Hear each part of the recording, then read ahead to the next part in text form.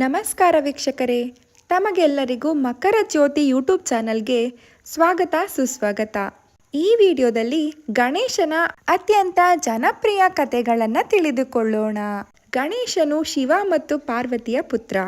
ಅವನನ್ನು 4 ಜೀವಿಗಳ ಸಂಯೋಜನೆ ಎಂದು ಪರಿಗಣಿಸಲಾಗಿದೆ. ಮನುಷ್ಯ, ಆನೆ, ಇಲಿ ಮತ್ತು ಹಾವು. ಅವನ ವಾಹನ ಇಲಿ. ಅವನಿಗೆ 4 ಕೈಗಳು, ದೊಡ್ಡ ಹೊಟ್ಟೆ ಮತ್ತು ಆನೆಯ ಮುಖವಿದೆ. ಗಣೇಶನು ಬಹಳ ಜನಪ್ರಿಯ ದೇವರು ಮತ್ತು ಅವನ ಬಗ್ಗೆ ಅನೇಕ ಆಸಕ್ತಿದಾಯಕ ಕಥೆಗಳಿವೆ. ಕೆಲವು ಜನಪ್ರಿಯ ಗಣೇಶನ ಕಥೆಗಳು ಇಲ್ಲಿವೆ. ಗಣೇಶನ ಜನನ. ಪಾರ್ವತೀ ದೇವಿ ಸ್ನಾನ ಮಾಡಲು ಬಯಸಿದಳು. ಪ್ರವೇಶ ದ್ವಾರದಲ್ಲಿ ಕಾವಲು ಕಾಯಲು ಯಾರಾದರೂ ಬೇಕಾಗಿದ್ದರು ಮತ್ತು ತಾನು ಸ್ನಾನ ಮುಗಿಸುವವರೆಗೆ ಯಾರನ್ನೂ ಒಳಗೆ ಬಿಡಬಾರದು. ಆದ್ದರಿಂದ ಅವಳು ತನ್ನ ದೇಹದ ಮೇಲೆ ಶ್ರೀಗಂಧದ ಲೇಪವನ್ನು ತೆಗೆದುಕೊಂಡು ಹುಡುಗನ ರೂಪವನ್ನು ಸೃಷ್ಟಿಸಿ ಅದರಲ್ಲಿ ಜೀವ ತುಂಬಿದಳು. ಅವಳು ಹುಡುಗನಿಗೆ, ಅಂದರೆ ತನ್ನ ಮಗನಿಗೆ, ತನ್ನನ್ನು ಕಾಯಲು ಮತ್ತು ಯಾರನ್ನೂ ಒಳಗೆ ಬಿಡಬೇಡ ಎಂದು ಹೇಳಿದಳು. ಸ್ವಲ್ಪ ಸಮಯದ ನಂತರ ಶಿವನು ಹಿಂತಿರುಗಿ ಹುಡುಗನನ್ನು ನೋಡಿದನು. ಆ ಹುಡುಗ ತನ್ನ ಮಗನೆಂದು ಅವನಿಗೆ ತಿಳಿದಿರಲಿಲ್ಲ. ಆ ಹುಡುಗ ಅವನನ್ನು ಒಳಗೆ ಬಿಡಲು ನಿರಾಕರಿಸಿದನು. ಅದು ಶಿವನನ್ನು ಕೋಪಗೊಳಿಸಿತು. ಆದ್ದರಿಂದ ಕೋಪದಲ್ಲಿ ಅವನು ಹುಡುಗನ ತಲೆಯನ್ನು ಕತ್ತರಿಸಿದನು. ಸ್ನಾನ ಮಾಡಿ ಹೊರಗೆ ಬಂದಾಗ ತನ್ನ ಮಗನ ತಲೆಯಿಲ್ಲದ ದೇಹವನ್ನು ನೋಡಿ ಗಾಬರಿಗೊಂಡು ಕೋಪದಿಂದ ತುಂಬಿದಳು. ತನ್ನ ಮಗನನ್ನು ಮತ್ತೆ ಜೀವಂತಗೊಳಿಸದಿದ್ದರೆ ಇಡೀ ಸೃಷ್ಟಿಯನ್ನು ನಾಶ ಮಾಡುವುದಾಗಿ ಅವಳು ಬೆದರಿಕೆ ಹಾಕಿದಳು. ಆದ್ದರಿಂದ ಶಿವನು ನಂದಿಯನ್ನು, ಅಂದರೆ ಗೂಳಿಯನ್ನು, ಹೋಗಿ ತಾನು ನೋಡುವ ಮೊದಲ ಪ್ರಾಣಿಯ ತಲೆಯನ್ನು ತರಲು ಹೇಳಿದನು. ನಂದಿ ಹುಡುಕುತ್ತಾ ಉತ್ತರದ ದಿಕ್ಕಿಗೆ ಬಂದಾಗ ಅವನಿಗೆ ಮೊದಲು ಆನೆ ಕಾಣಿಸಿತು.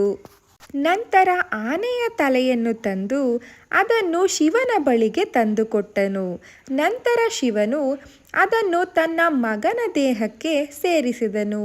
ಅವನಿಗೆ ಗಣಪತಿ, ಅಂದರೆ ಎಲ್ಲ ಗಣಗಳ ಅಧಿಪತಿ ಎಂದು ಹೆಸರಿಟ್ಟನು ಮತ್ತು ಯಾವುದೇ ಆರಂಭಕ್ಕೂ ಮೊದಲು ಅವನನ್ನು ಮೊದಲು ಪೂಜಿಸಬೇಕೆಂದು ವರವನ್ನು ನೀಡಿದನು. ಗಣೇಶ ಮತ್ತು ಚಂದ್ರನ ಕಥೆ. ಗಣೇಶನಿಗೆ ಸಿಹಿ ತಿಂಡಿಗಳು ತುಂಬಾ ಇಷ್ಟ. ಆದ್ದರಿಂದ ಅವನ ಭಕ್ತರು ಯಾವಾಗಲೂ ಅವನಿಗೆ ಸಿಹಿ ತಿಂಡಿಗಳನ್ನು ನೀಡುತ್ತಿದ್ದರು. ಅದು ಅವನಿಗೆ ಸಂತೋಷವನ್ನುಂಟು ಮಾಡುತ್ತಿತ್ತು. ಒಂದು ದಿನ ಒಬ್ಬ ಭಕ್ತ ಅವನಿಗೆ ಬಹಳಷ್ಟು ಸಿಹಿ ತಿಂಡಿಗಳನ್ನು ತಂದುಕೊಟ್ಟನು. ಗಣೇಶನು ತುಂಬ ಸಂತೋಷದಿಂದ ಕುಳಿತು ಹೊಟ್ಟೆ ತುಂಬುವವರೆಗೆ ತಿನ್ನುತ್ತಿದ್ದನು. ನಂತರ ಅವನು ಎದ್ದು ಉಳಿದ ಸಿಹಿ ತಿಂಡಿಗಳನ್ನು ಸಂಗ್ರಹಿಸಿ ತನ್ನ ವಾಹನವಾದ ಸಣ್ಣ ಇಲಿಯ ಮೇಲೆ ನಿಧಾನವಾಗಿ ಕುಳಿತು ಮನೆಯ ಕಡೆ ಹೋಗುತ್ತಿದ್ದನು. ಇಲಿ ಅವನ ಭಾರವನ್ನು ಸಹಿಸಲಾಗದೆ ಅದು ಎಡವಿ ಬಿದ್ದು ಸಿಹಿ ತಿಂಡಿಗಳು ಎಲ್ಲೆಡೆ ಹರಡಿದವು. ಗಣೇಶನು ಮುಜುಗರಕ್ಕೊಳಗಾದನು ಮತ್ತು ಅವನು ಬೇಗನೆ ಎದ್ದು ಎಲ್ಲ ಸಿಹಿ ತಿಂಡಿಗಳನ್ನು ಸಂಗ್ರಹಿಸಿ ಯಾರಾದರೂ ಬೀಳುವುದನ್ನು ನೋಡಿದ್ದಾರೆಯೇ ಎಂದು ಸುತ್ತಲೂ ನೋಡಿದನು. ಇದನ್ನೆಲ್ಲ ನೋಡಿದ ಆಕಾಶದಲ್ಲಿನ ಚಂದ್ರನು ಅದನ್ನು ನಿಜವಾಗಿಯೂ ತಮಾಷೆ ಎಂದು ತಿಳಿದು ನಗಲು ಪ್ರಾರಂಭಿಸಿದನು. ಅವನು ತನ್ನ ಸ್ವಂತ ಸುಂದರ ವೈಶಿಷ್ಟ್ಯದ ಬಗ್ಗೆ ಹೆಮ್ಮೆ ಪಟ್ಟನು ಮತ್ತು ಗಣೇಶನ ಮಡಕೆ ಹೊಟ್ಟೆಯನ್ನು ಯಾವಾಗಲೂ ತುಂಬ ತಮಾಷೆಯಾಗಿ ಕಂಡುಕೊಂಡಿದ್ದನು. ಅವನು ನಗುವುದನ್ನು ನೋಡಿ ಗಣೇಶ ಕೋಪದಿಂದ ಚಂದ್ರನನ್ನು ವ್ಯರ್ಥ ಎಂದು ಕರೆದನು ಮತ್ತು ಚತುರ್ಥಿಯಂದು ಚಂದ್ರನನ್ನು ನೋಡುವ ಯಾರನ್ನಾದರೂ ತಪ್ಪಾಗಿ ದೂಷಿಸಲಾಗುವುದು ಎಂದು ಶಪಿಸಿದನು. ಚಂದ್ರನು ತನ್ನ ತಪ್ಪನ್ನು ಅರಿತುಕೊಂಡು ಗಣೇಶನನ್ನು ಶಾಪವನ್ನು ತೆಗೆದುಹಾಕಲು ಬೇಡಿಕೊಂಡನು. ಇದನ್ನು ನೋಡಿದ ಗಣೇಶನು ಮೃದುವಾಗಿ ಚಂದ್ರನನ್ನು ಕ್ಷಮಿಸಿದನು. ಶಾಪವನ್ನು ತೆಗೆದುಹಾಕಲು ಸಾಧ್ಯವಿಲ್ಲ, ಆದರೆ ಅದರ ಪ್ರಭಾವವನ್ನು ಕಡಿಮೆ ಮಾಡುತ್ತೇನೆ ಎಂದು ಚಂದ್ರನಿಗೆ ಹೇಳಿದನು. ಗಣೇಶ ಚತುರ್ಥಿಯಂದು ಚಂದ್ರನನ್ನು ನೋಡಿದ ಯಾರಾದರೂ 15 ದಿನಗಳ 2ನೇ ದಿನದಂದು ಚಂದ್ರನನ್ನು ನೋಡುವ ಮೂಲಕ ಮತ್ತು ಕೃಷ್ಣ ಅಥವಾ ಸ್ಯಮಂತಕ ರತ್ನದ ಕಥೆಗಳನ್ನು ಕೇಳುವ ಮೂಲಕ ತಮ್ಮನ್ನು ತಾವು ಉದ್ಧಾರ ಮಾಡಿಕೊಳ್ಳಬಹುದು. ಗಣೇಶ ಮತ್ತು ಮುರುಗನ್ ಕತೆ. ಒಮ್ಮೆ ದೈತ್ಯ ದೇವತೆಗಳ ನಡುವೆ ಶಿವ ಮತ್ತು ಪಾರ್ವತಿಯ ಮಗ ಯಾರು ಅತ್ಯಂತ ಬುದ್ಧಿವಂತ ಎಂಬ ಬಗ್ಗೆ ವಾದ ನಡೆಯಿತು. ಅವರು ಈ ವಾದವನ್ನು ಪರಿಹರಿಸಲು ಸಾಧ್ಯವಾಗಲಿಲ್ಲ. ಆದ್ದರಿಂದ ಶಿವ ಮತ್ತು ಪಾರ್ವತಿ ಒಂದು ಪರೀಕ್ಷೆಯನ್ನು ನಡೆಸಲು ನಿರ್ಧರಿಸಿದರು.